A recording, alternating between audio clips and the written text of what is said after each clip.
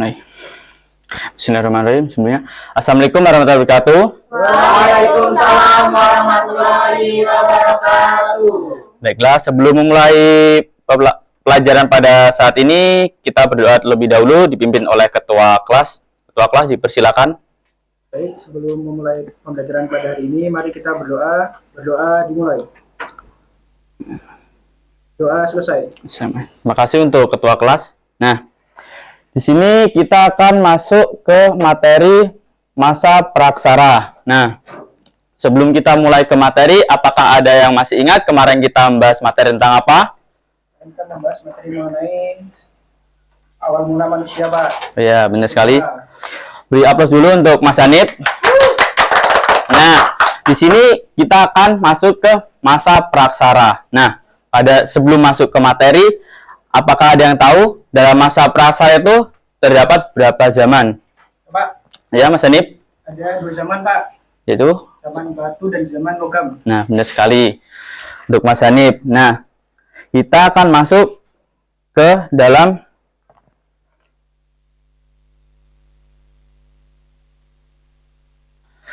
sebelum kita mulai, kita akan ke tujuan belajar lebih dahulu ya. Nah, yang pertama yaitu peserta didik mampu menganalisis mengenai masa praksara. Dan selanjutnya, peserta didik juga diharapkan dapat mengetahui zaman-zaman pada masa praksara. Nah, zaman praksara kan tadi udah disebutkan oleh Mas Hanif. Sini ada masa praksara. Nah, apa sih itu masa praksara? Masa praksara adalah sebuah masa di mana manusia belum mengenal tulisan. Masa ini ditandai dengan manusia yang masih menggunakan batu dan logam sebagai teknologinya. Kala itu, jadi masa praksara terbagi menjadi ke dalam 2 zaman, yaitu zaman batu dan zaman logam. Nah, pada masa itu, masa praksara masih menggunakan batu dan Logam. baik. Dan selanjutnya ada zaman batu. Nah, zaman batu adalah masa zaman prasejarah yang luas ketika manusia menciptakan alat dari batu. Zaman batu juga bisa disebut zaman sebelum manusia mengenal logam. Nah, sehingga menggunakan batu sebagai bahan utama untuk membuat peralatan. Nah, pada zaman batu ini, semua manusia pada masa itu menggunakan batu untuk alat kesehariannya seperti berburu dan sebagainya. Nah, selanjutnya kita masuk ke zaman logam. Nah, zaman logam itu adalah zaman merujuk pada periode dalam sejarah.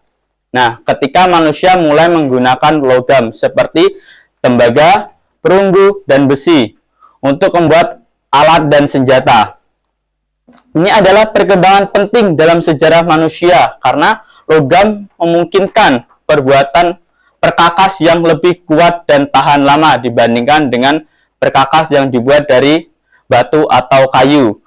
Periode zaman logam dibagi menjadi zaman tembaga, zaman perunggu, dan zaman besi yang masing-masing ditandai oleh perkembangan teknologi dan kebudayaan manusia yang berbeda. Nah, zaman logam ini sudah mulai manusia purba itu sudah mulai berkembang. Semua peralatan dari alat berburu dan sebagainya sudah menggunakan logam. Bisa dilihat dari gambar yang ada di samping. Terlihat ya? Nah, sampai sini, apakah ada yang ingin ditanyakan? Tidak. Apakah dapat dimengerti? Ngerti, Pak.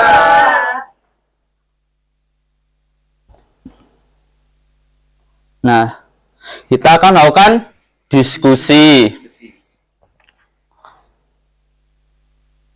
Nah, ada diskusi kelompok. Buatlah 2 kelompok yang terdiri dari 3-4 siswa, lalu diskusikan tugas di bawah, lalu presentasikan ke depan kelompok.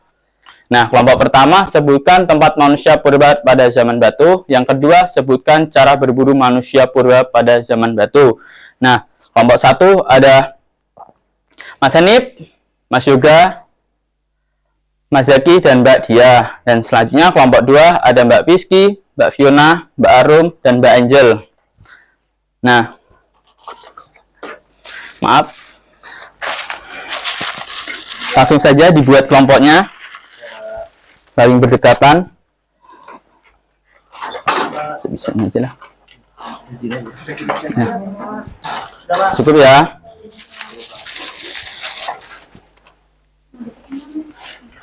kelompok pertama.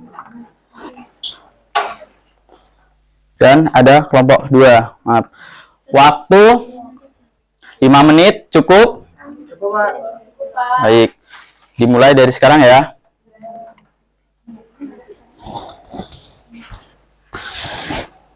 Gimana, Mbak? Bisa. Kapan pintar, Pak? Ya, mantap.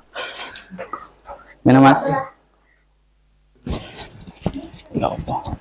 Karena. Nah, Mas? Sudah, Pak. Sudah, Pak. Sudah, Pak. Baik, waktunya sudah habis ya.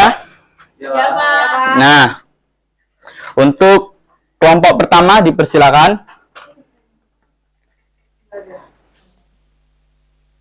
Ya, baik. Kami dari kelompok 1 akan membacakan hasil diskusi dari kelompok kami, yaitu mengenai tentang sebutkan tempat manusia purba pada zaman batu.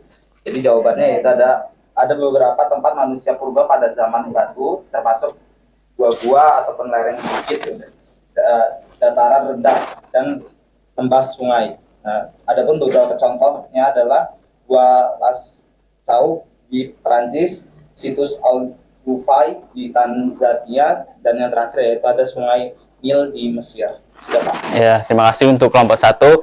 Nah, sebelum duduk, benar yang disebutkan oleh kelompok 1, yaitu di sini ada sebutkan tempat manusia purba pada zaman batu berburu. Nah, mereka itu berburu, yaitu tempatnya itu ada di dekat-dekat sungai, yang dimana kotabenya mereka masih menggunakan hewan-hewan yang ada di sungai. Nah, terima kasih untuk kelompok 1, beri aplaus dulu. Silakan duduk. Nah, kelompok 2 dipersilakan. Baik, di sini saya akan mempresentasikan hasil kerja kelompok 2, yaitu tentang sebutkan cara berburu manusia purba pada zaman batu. Manusia purba pada zaman batu berburu dengan cara penyergapan, jerat, tombak, lontar, dan penyusupan untuk mendapatkan makanan dan sumber daya.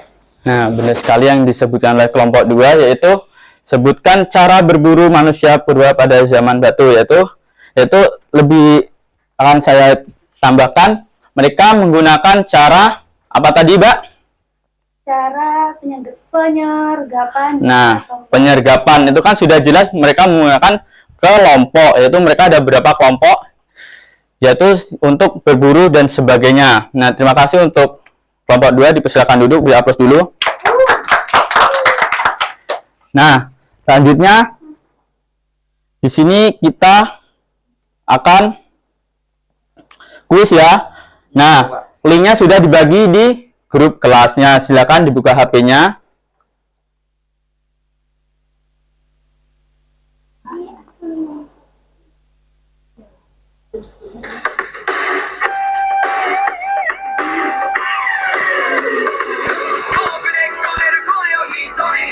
Baru 2 orang, ada lagi?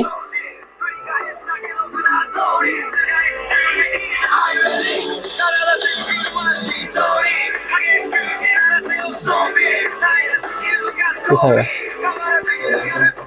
Langsung aja. Baiklah, langsung saja ya, kita mulai ya. Nah, yang pertama,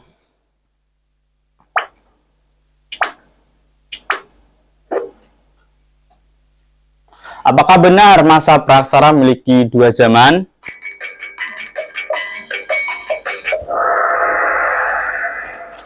Ya, ternyata ada yang belum paham ya. Nah, Kita belajar, Pak. Pak. Baik, coba sekali lagi ya.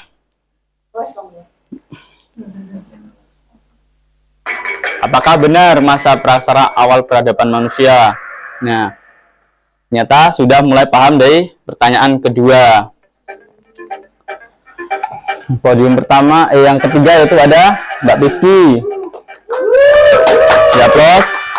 Yang kedua ada Mbak siapa ini? Oh, Mbak Arum. Yang pertama ada Mbak Dia. Ya, plus dulu untuk kita semua.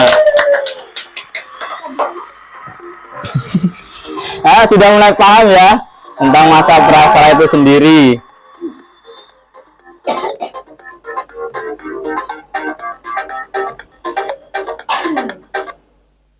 Nah,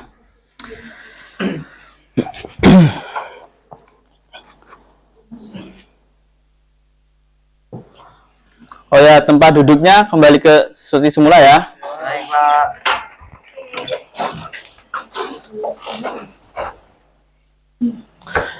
Nah, sebelum sampai ke penghujung pelajaran hari ini, apakah sudah paham dengan materi yang dibawakan pada saat ini? Sudah, Sudah, Pak. Pak.